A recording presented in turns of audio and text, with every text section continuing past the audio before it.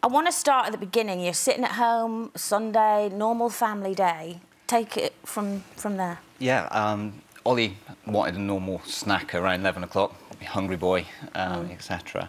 So, some grapes in a bowl, he took them into the playroom, and his mum was in there with him. I was upstairs, and had a shout from Fiona, and it sounded different to normal, and it sounded as if there was something serious going on.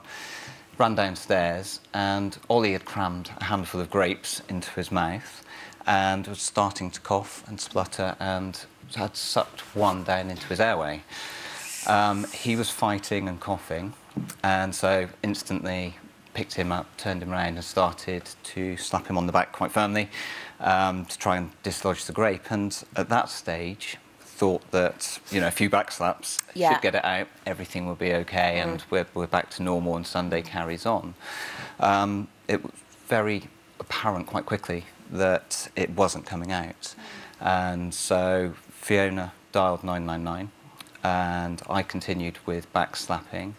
Where were you emotionally at that point? It must have been petrifying.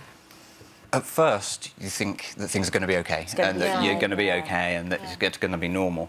And then you suddenly realise that this is serious and it's not coming out. You kind of see it on TV where things pop out and the kids are fine. Did you notice the change in colour as well when he started to change? It was the panic in his eyes as well that was really distressing. You see Ollie fighting for breath and trying to cough, and that was one of the toughest things. And say, you know, chat to him, come on, Ollie, cough it up, get this out for you. The guy on the operator that was talking to Fiona was relaying instructions, and I tried to do some abdominal thrusts and pull it out and get it out. That's where you put him in front of you and you do that under his just chest. under his rib cage, and had to pull really hard, and he was saying do it really firmly. How was your wife at this point? Because she's having to... Fiona was really calm, but we were both talking to Ollie as well, and trying to get him to cough it out. And we kind of went into autopilot. You know, it was how do we fight to save him and get this out. So during the course of this, he was starting to really go a different colour, and this was getting more and more serious. So how many minutes are we looking at from when you first ran up the stairs at this point? It was about 6 or 7 minutes. Wow. That we were fighting, and that we were waiting. Like hours, didn't it? Absolutely. And basically you were doing everything, but nothing was working. No, absolutely. And at one stage I had Ollie folded over my knee so that he was, you know, the gravity was hopefully going to pull it out as I was slapping him, but still nothing, so we repeated again. But and then the paramedics arrived, didn't they? Quite quickly, didn't they? They were really quick, but before they arrived, we could hear them coming through our village. But Ollie lost consciousness, and I could feel him drifting away from me, which was... Fiona went out to the road to look for the ambulance and to try and to show them where we are at the end of the road, but he was going. You must have thought, he's dying in front of me. Yeah, it did, and he was.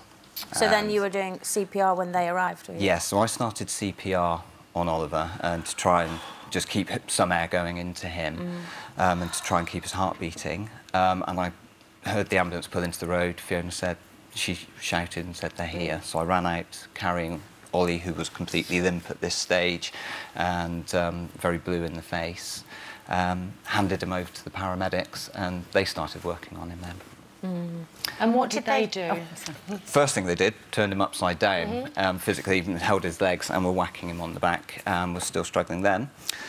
So they completely upside down. I wouldn't have thought. Completely downward. And he's unconscious at that point too. Absolutely. Yeah, Ollie had gone by this stage, and they didn't get it out. Didn't manage to get it out like that. So they then put him on the gurney in the back. Put a breathing tube into him, which had an inflatable bag with it, which they were compressing to try and push some air past the blockage to get into him. And they thought, and they didn't have a reliable pulse, so they put some IV lines into him as well. Were trying to keep him alive for us. And so this ran into, I read that it was about 20 minutes in total. From the time that they arrived, they were fighting, and the air ambulance was circling, looking for a place to land, and landed in some fields behind us.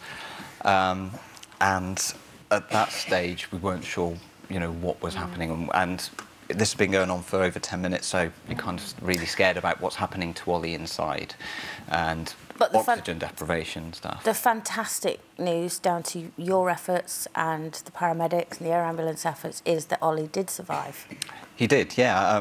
They changed the breathing tube, and as they changed it, Ollie kind of rejected it himself, and he coughed and spluttered. And You must have been elated. a grape popped out and rolled across the ambulance floor. And Did you? I mean, that must be when the shock hits you, but... The most amazing thing was the response from Ollie instantaneously, that his eyes cleared, and we dared to dream that he was going to be okay.